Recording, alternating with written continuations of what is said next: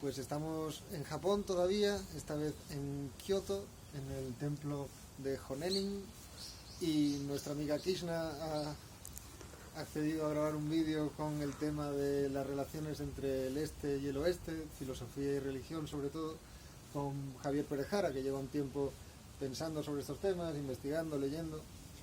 Y entonces pues vamos a ver cómo sale la cosa. Yo creo que se puede empezar con una pregunta bastante simple, que es Karl Jaspers habló de un eje axial en algún momento en el siglo VI a.C., en los que no se sabe por qué mecanismo, idealistas en su caso, pues varias sociedades empezaron a desarrollar un pensamiento filosófico en oposición al mitológico.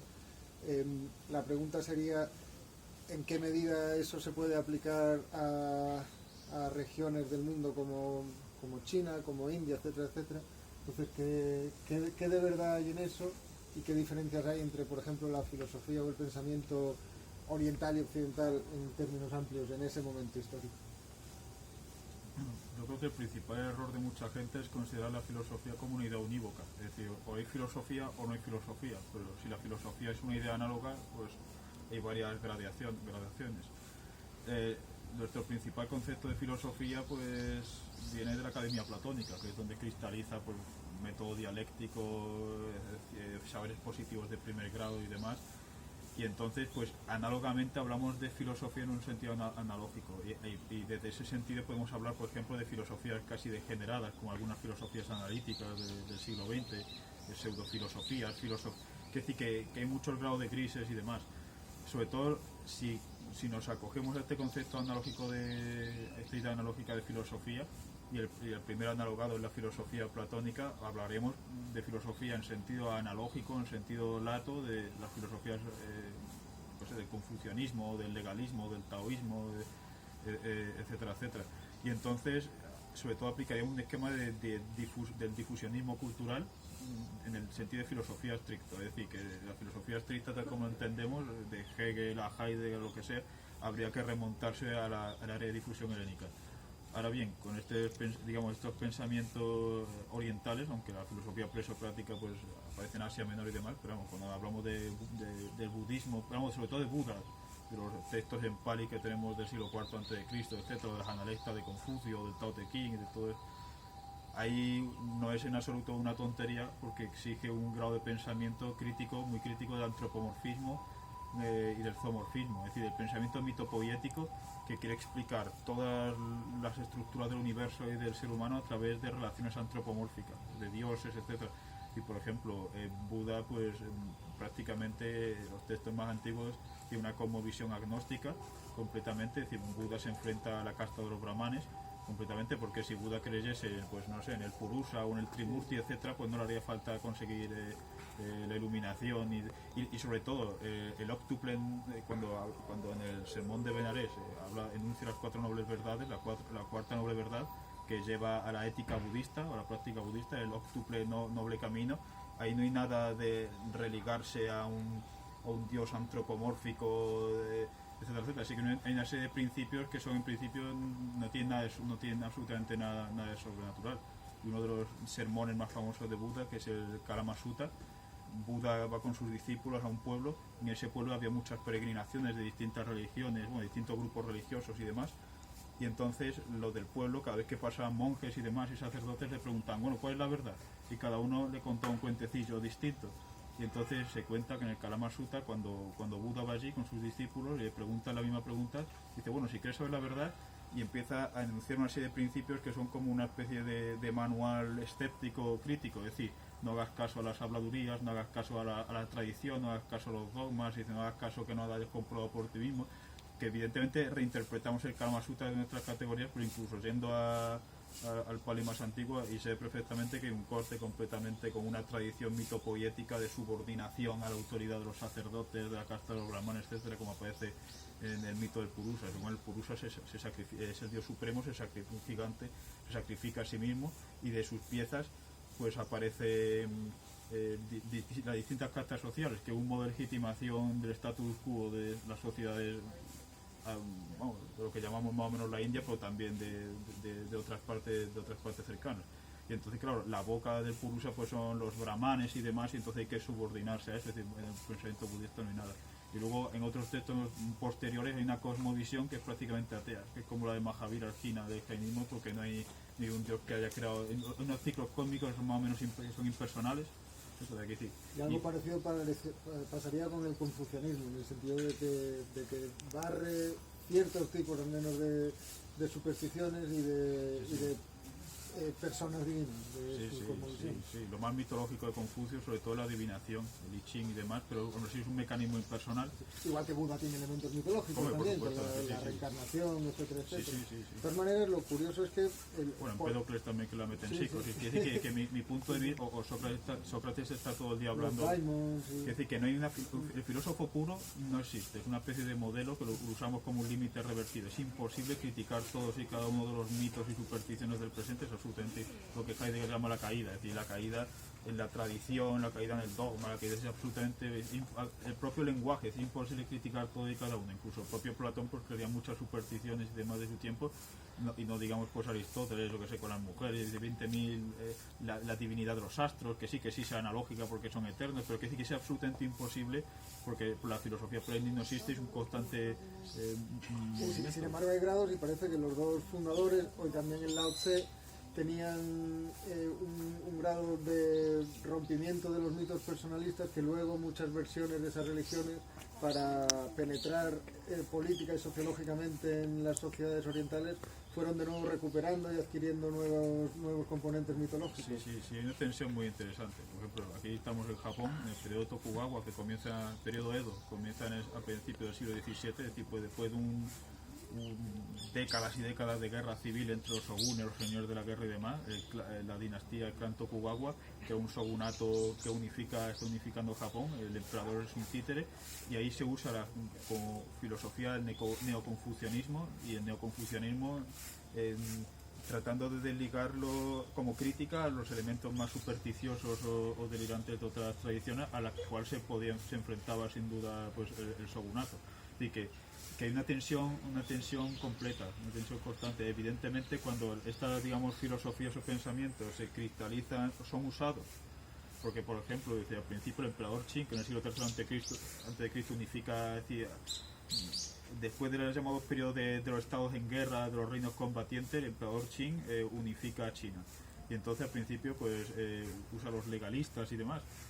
Pero y Confucio, los libros confucianos pues son quemados y muchos pues, sabios confucianos son asesinados y demás. Sin embargo, cuando se cambia de dinastía se vuelve a recuperar a Confucio, que todos estos movimientos son políticos completamente.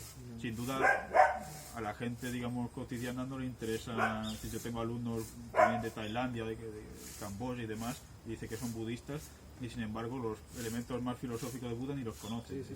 Hay una diferencia probablemente por lo que me dices, entre el budismo y el confucianismo, en que el componente no anarquista, pero sí antiautoritario del budismo no lo puede tener el confucianismo, porque el confucianismo al contrario, lo que prima es la obediencia, las reglas morales, etcétera, etcétera.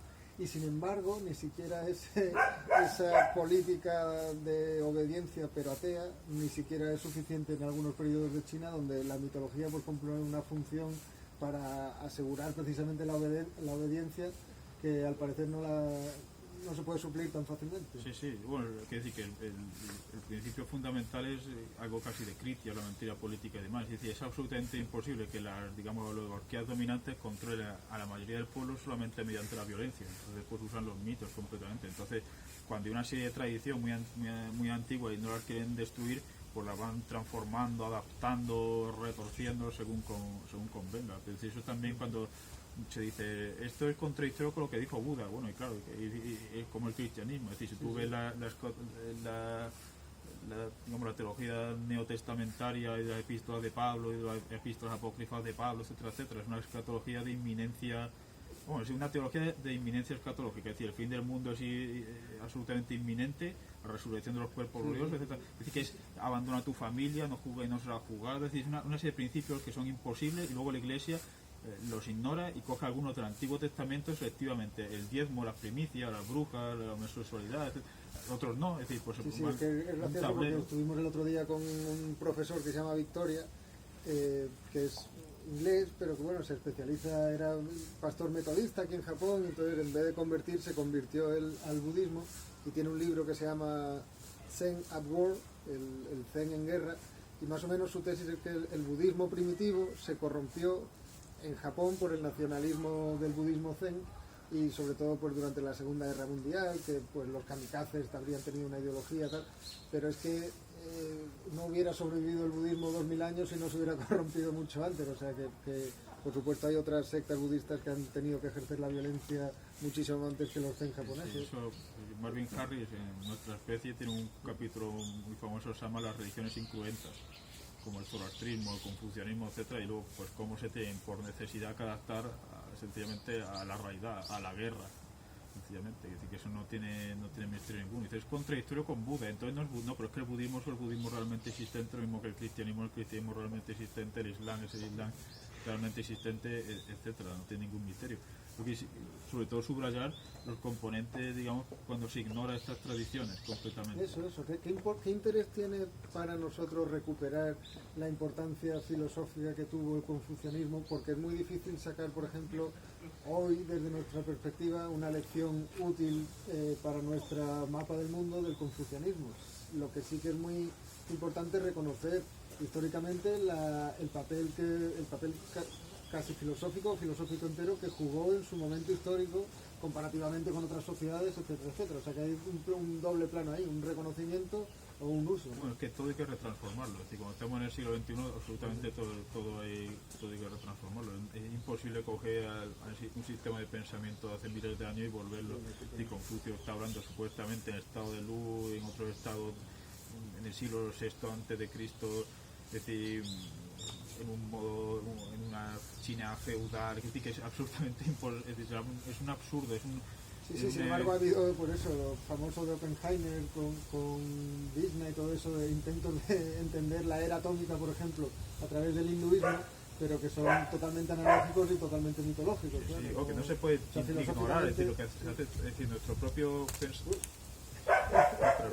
pensamiento está marcado por palabras e ideas que tienen miles de años, pero como decimos, el pensamiento univocista, un pensamiento de salvajes, que estamos aquí con con pensamiento analógico, pues no se trata de decir o esto entero o esto no entero, es decir, si prescindiésemos de todas las ideas arcaicas, no podríamos ni hablar, porque la idea de materia que usamos tiene componente arcaico, la idea de ser, de ciencia, de razón, de religión, de sagrado, de causalidad, de categoría, y entonces uno que podemos decir, esas ideas son analógicas o multívocas, tienen varias acepciones y las tenemos que ir retransformando, cambiando, adaptándolas a los materiales que van ofreciendo los problemas del presente y demás. Es decir, que no es un falso dilema decir, o esto se coge en su integridad o se ignora en su integridad, porque entonces tendremos que aplicar lo mismo al lenguaje y callarnos y no hacer Luego está volviendo al problema histórico, el problema de si la filosofía no es solo una metafísica, o sea, no es solo